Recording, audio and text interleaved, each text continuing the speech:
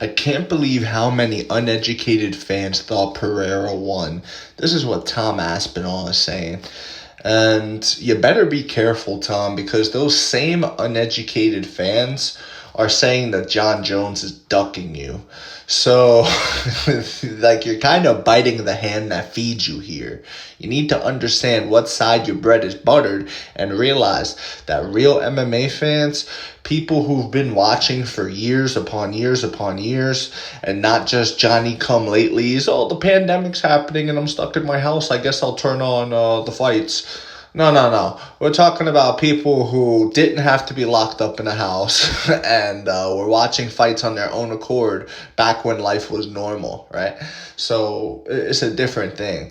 A lot of those fans, bro, they like you, Tom, and they think you're like the second coming of whatever, of like Randy Couture meets Fedor. Like I've seen some crazy Tom Aspinall hype, not only in my comments, but just on social media in general. And not for nothing, my question to you all is, here's the question that I want you to leave in the comments below your answer.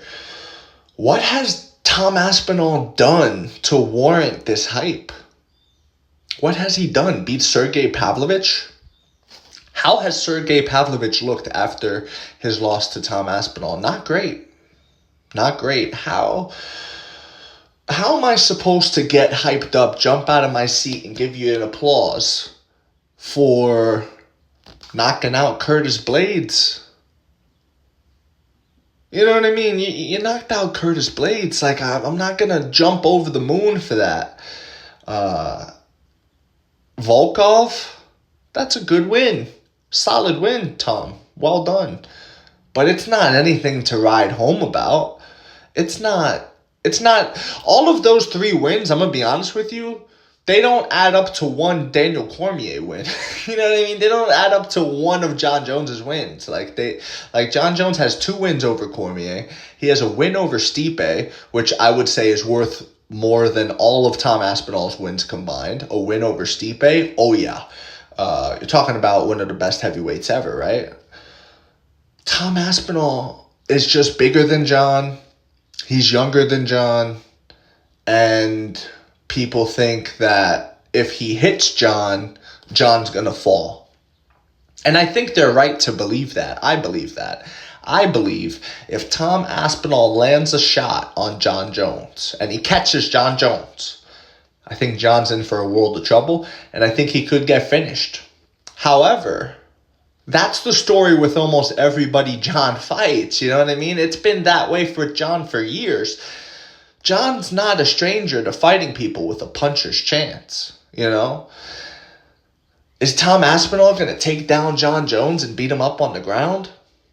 Is Tom Aspinall going to outstrike John Jones? I don't think so. Look at his fights. They end quick. What does that mean? That means that he doesn't have much in-cage experience. John Jones does have that experience. John Jones knows what it's like to be the nail as well as the hammer. He's lost rounds before. He's went in there. You know, it's rare that you see it, but, you know, he shows resolve. He knows how to be down 2 rounds and come back and win 3. That's what John Jones does. And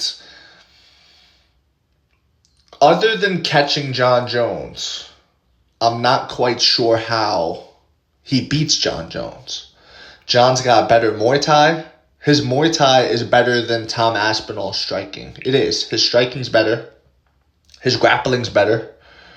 Joe Rogan just came out and said he thinks John Jones could take Aspinall down and ragdoll him.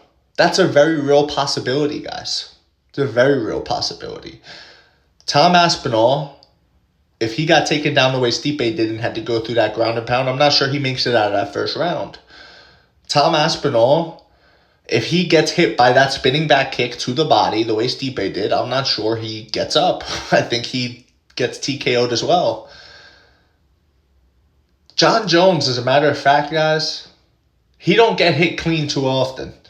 One of John's best abilities, it's not the oblique kick, it's not the takedowns, it's not the kicks to the body or whatever. It's his distance management. It's his ability to get out the way, back into the way, back out the way. It's his ability to be just just close enough to you that when you throw the punch, it stops short, and he's not there for it. And if he is there for it, he rolls with it, or he'll just eat it. Because John Jones got a pretty good chin on him. We've seen it. Thankfully for him, we haven't had to seen it much, right? You don't want to rely on your chin. It's one of those things that coaches say you don't want to have to show people.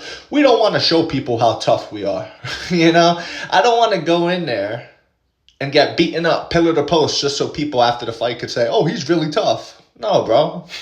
We go in there, we dominate, and we get the hand raised. But when we are put in precarious positions, when we are knocked down, we get back up and we persevere.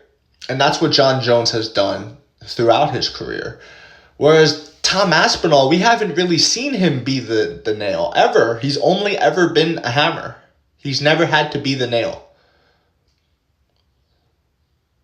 I just think against John Jones, at some point he will be the nail.